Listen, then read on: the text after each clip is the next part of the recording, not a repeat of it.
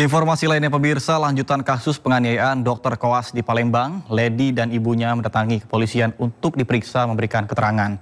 Ibu dan anak tersebut dicecar dengan 35 pertanyaan terkait dengan kasus pemukulan. Usai pemeriksaan tersebut, Ibu Lady pun meminta maaf kepada dokter koas Lutfi dan juga keluarga. Tadi berapa pertanyaan, Mbak, ditanya?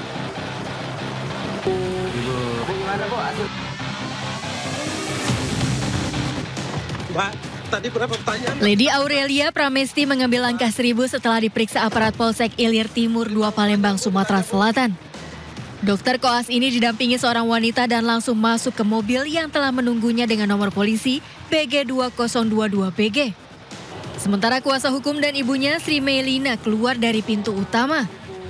Titis Rahmawati menjelaskan jika Lady dan ibunya dimintai keterangan sebagai saksi kasus pemukulan Dr. Lutfi Hadian. Titis menambahkan Lady telah meminta maaf langsung kepada rekan koasnya namun belum ditangkap. Atas nama pribadi dan keluarga memohon maaf yang sebesar-besarnya kepada Ananda Lutfi beserta orang tua atas kejadian pemukulan yang dilakukan supir saya atas nama Fadila, dan saya juga mohon maaf yang sebesar-besarnya kepada kedua orang tua Lutfi atas kejadian ini. Si Lady juga sudah WA pribadi kepada si Lutfi permohonan maaf tapi belum dijawab. Gitu. Sebelumnya jadwal pemeriksaan Lady dan ibunya dilakukan di Subdit Jatanras Polda Sumatera Selatan. Tapi ibu dan anak ini justru mendatangi Mapolsek Ilir Timur 2 atas inisiatifnya sendiri. Sementara itu selama proses investigasi yang dilakukan Satgas Universitas Sriwijaya, Dr. Koas Lutfi dan Lady diistirahatkan sementara dari kegiatan kampus. Lady telah memberikan keterangan langsung terkait kasus yang menyeretnya, sedangkan Lutfi memberikan keterangan secara virtual karena masih berada di Jakarta. Skor itu belum diputuskan, belum ada keputusan tentang skorsing karena kita akan mengkaji apakah ada pelanggaran etika akademik dalam hal ini.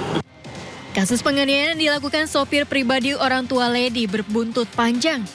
Masyarakat tidak hanya menyoroti alasan penganiayaan yang bermuara pada jadwal jaga dokter koas, tapi juga kehidupan pribadi dan keluarga. Termasuk keabsahan nomor plat mobil yang menjemput Lady di Polsek Timur Ilir 2 dengan nomor BG2022BG. Dari Palembang, Sumatera Selatan, Firdaus melaporkan. Sementara akibat ulah anaknya, Dr. Lady yang mengadu kepada sang ibu terkait dengan jadwal jaga di rumah sakit hingga terjadi penganiayaan dan viral, sosok ayah pun ikut disoroti. Dedi Mardiansyah yang baru 3 bulan menjabat sebagai Kepala Balai Pelaksanaan Jalan Nasional Kalimantan Barat langsung mengambil cuti selama 1 bulan. KPK juga membidik laporan harta kekayaan dari Dedi.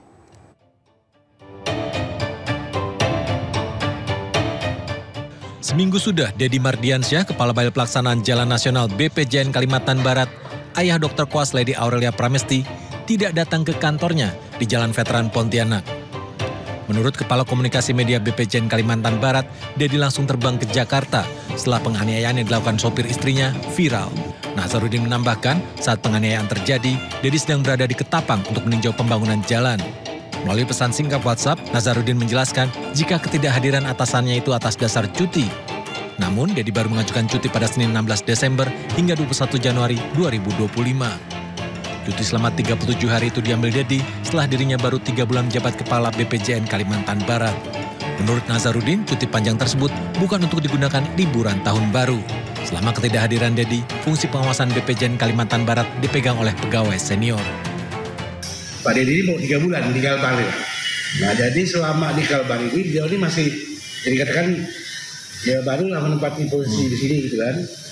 Jadi beliau ini pun selama di sini pun paling dia balik lagi ke Jakarta, balik. Kalau balik lah selama dalam 3 bulan ini. Kan beliau banyak di lapangan, banyak sekali lapangan, sering menghabiskan waktu karena dia bonek di Kalbar Pak.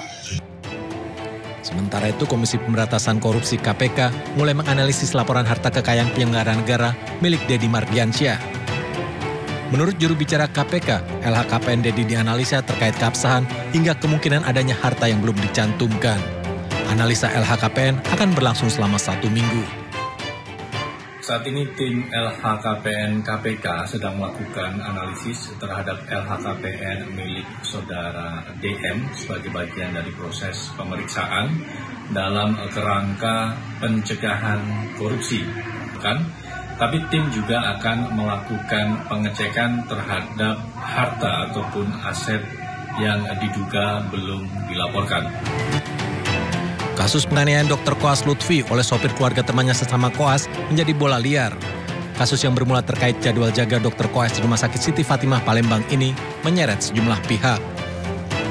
Masyarakat di Jakarta memperkirakan jika kasus yang berawal dari penganiayaan terkait anak pejabat negara ini akan berbuntut panjang seperti yang dialami Mario Dendi dan ayahnya Rafael Alun Trisambodo. Tim Liputan melaporkan.